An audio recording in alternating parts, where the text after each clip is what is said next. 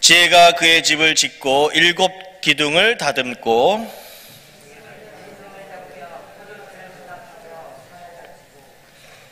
자기의 여종을 보내어 성중 높은 곳에서 불러 이르기를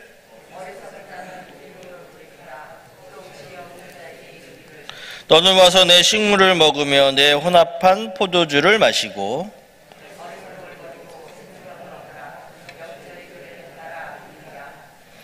거만한 자를 징계하는 자는 도리어 능력을 받고 악인을 책망하는 자는 도리어 흠이 잡히느니라.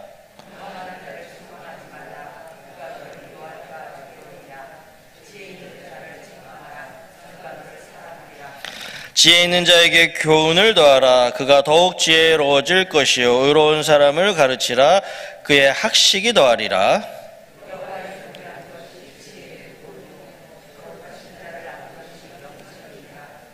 나 지혜로 말미암아 내 날이 많아질 것이요 내 생명의 해가 내게 더하리라.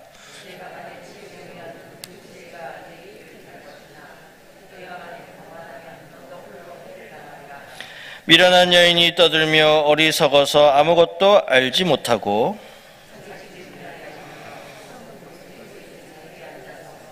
자기 길을 바로 가는 행인들을 불러 이르되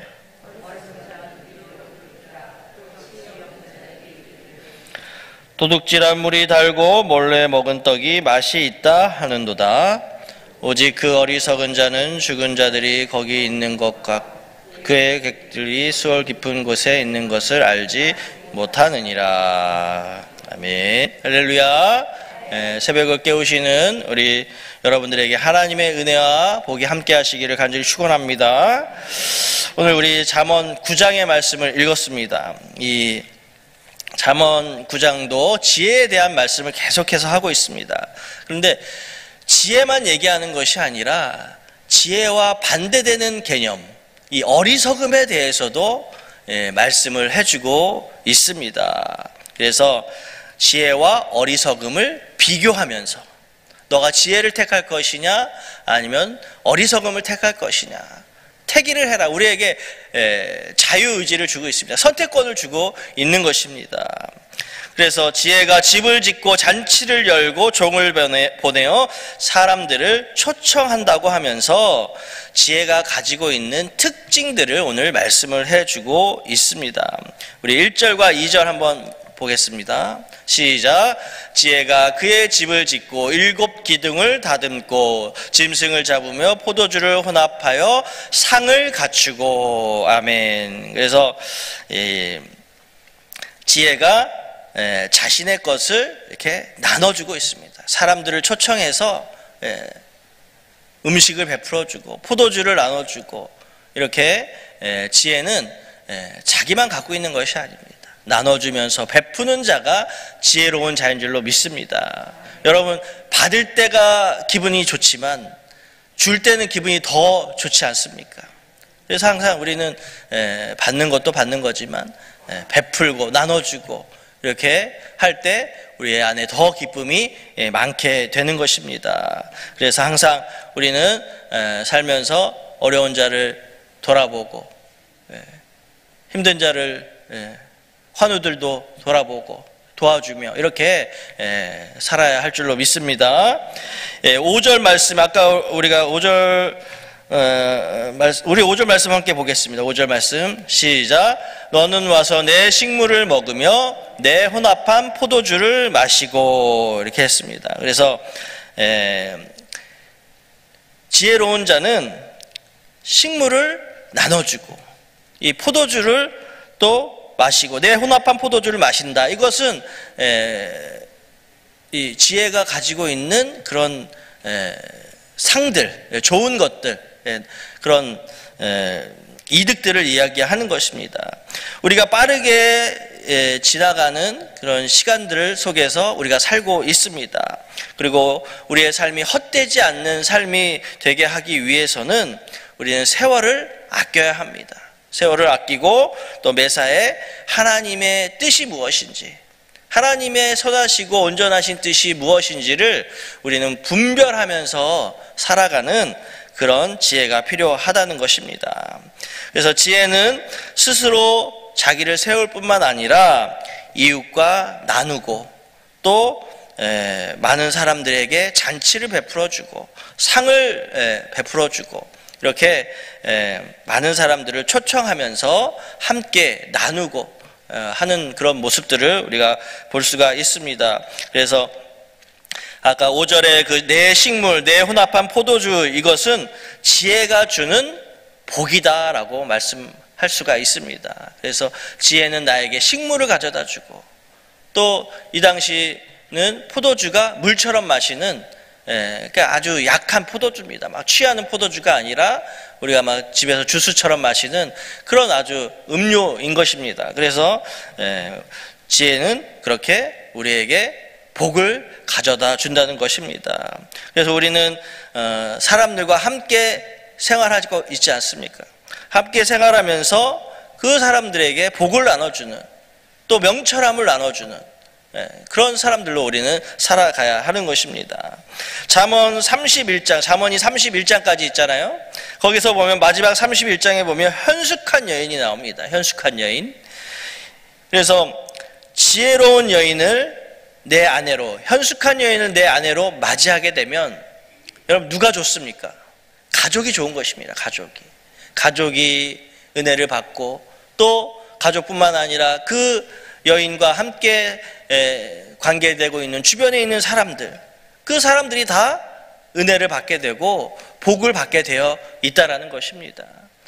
나 한 사람으로 인해서, 현숙한 한 사람으로 인해서 가족과 그 주위에 있는 많은 사람들이 복을 얻고 또 윤택함을 얻고 많은 이득을 얻으며 살아갈 수가 있다라는 것입니다. 그래서 결론적으로 지혜는 자기를 세울 뿐만 아니라 다른 여러 사람들에게도 복을 나눠주고 또 좋은 것을 나눠주고 풍성한 것을 베풀면서 그렇게 살아가는 영향력이 있는 사람으로 살아갈 수가 있다라는 것입니다. 우리도 살면서 정말 선한 영향력을 끼칠 수 있는 사람, 다른 사람에게 민파가 되는 그런 사람이 아니라 누군가에게 도움을 주고 또 선한 영향력, 영적인 영향력을 행사할 수 있는 그런 사람들로 살아가야 할 줄로 믿습니다.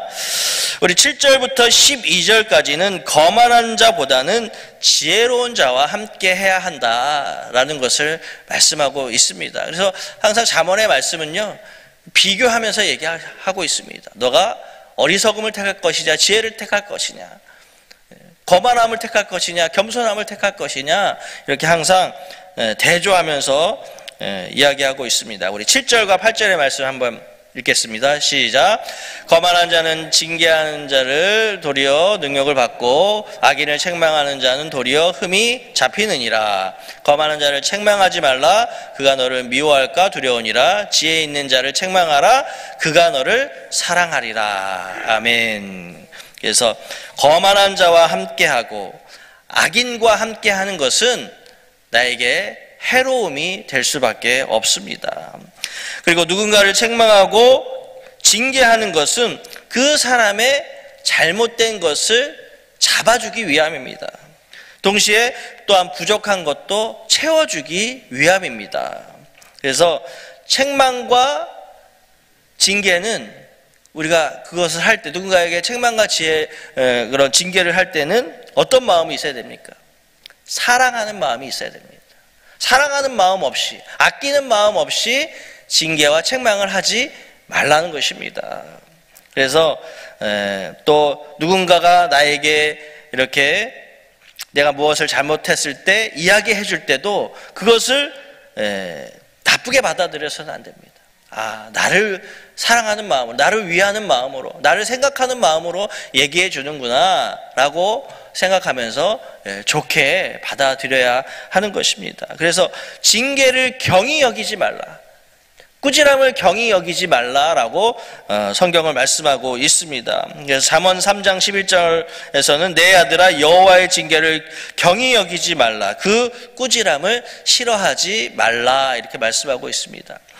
또 잠언 12장 1절의 말씀 한번 보겠습니다. 잠언 12장 1절 시작. 훈계를 좋아하는 자는 지식을 좋아하거니와 징계를 싫어하는 자는 짐승과 같으니라. 여러분, 징계를 싫어하는 자는 짐승과 같다는 표현을 하고 있습니다.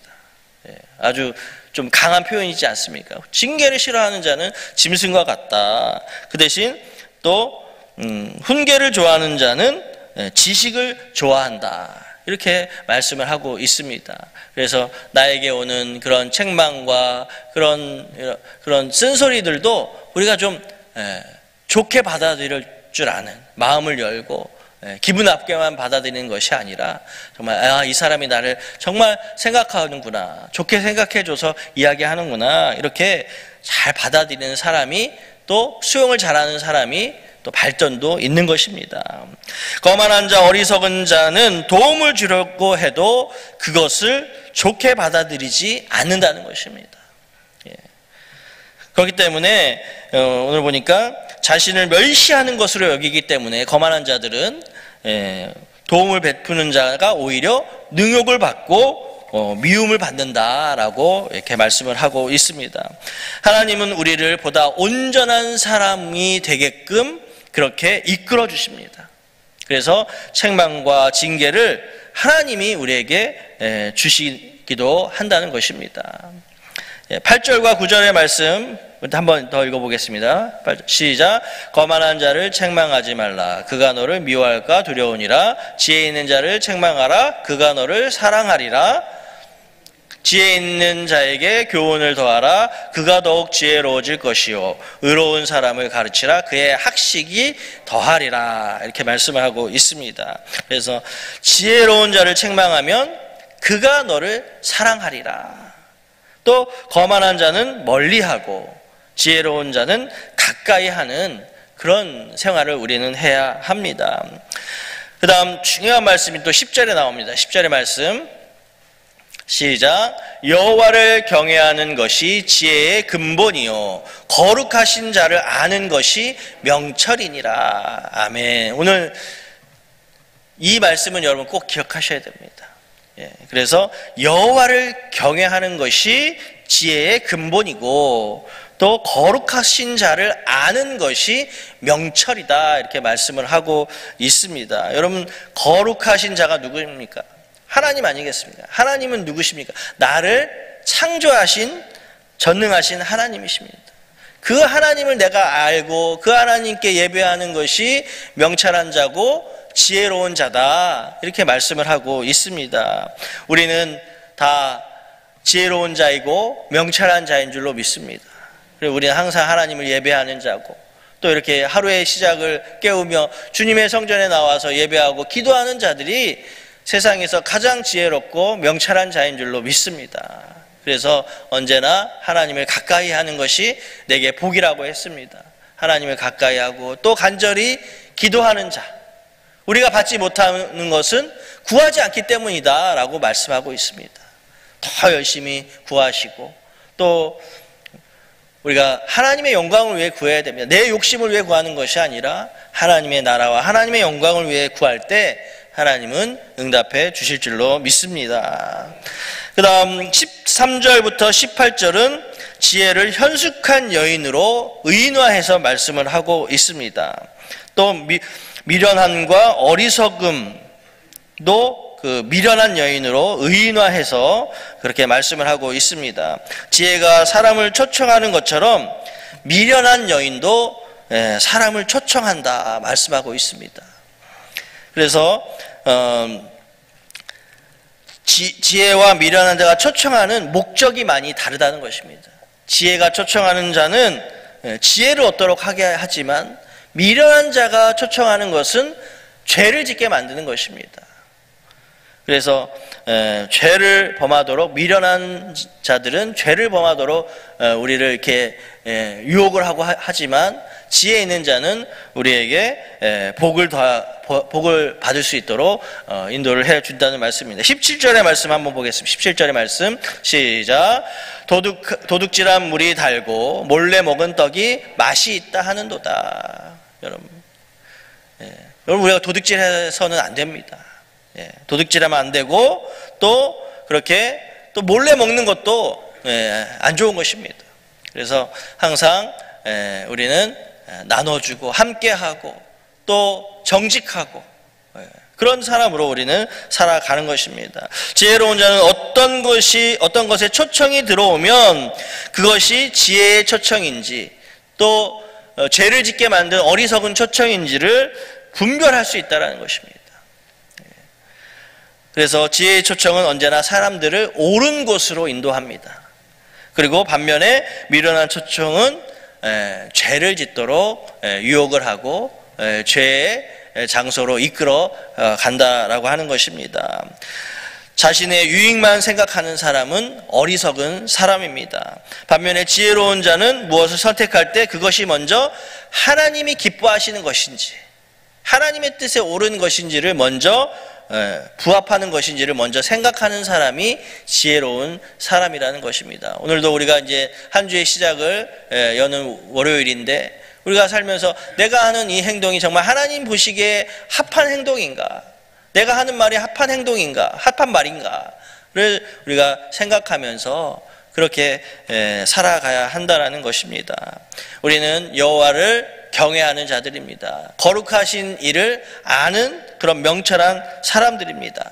그래서 오늘 하루도 이 말씀을 기억하시면서 내가 여호와를 경외하는 자고 거룩한 일을 아는 그런 명철한 자다라는 것을 여러분 기억하시면서 오늘도 지혜로운 자로 옳은 것을 선택하며 좋은 것을 선택하며 그렇게 살아가시는 여러분들 될 수 있기를 바랍니다. 그래서 우리가 아는 하나님은요 너무나도 미비합니다. 내가 아는 하나님은 너무나도 아직 적게 알고 있는 겁니다. 우리 하나님은 너무나도 위대하신 하나님이고 너무나도 우리가 많은 것을 더 많이 알아가야 하는 하나님이신데 우리가 더 많이 알아가려고 노력하는, 그래서 하나님이 어떤 분이신지를 알아갈 때 우리 안에 지혜가 더하게 될 줄로 믿습니다. 그래서 언제나 우리는 지혜로운 자, 명철한 자로 살아가시면서 오늘 하루도 승리하시는, 말씀으로 승리하고 기도로 승리하시는 오늘 하루가 될 수 있기를 주님의 이름으로 축원합니다.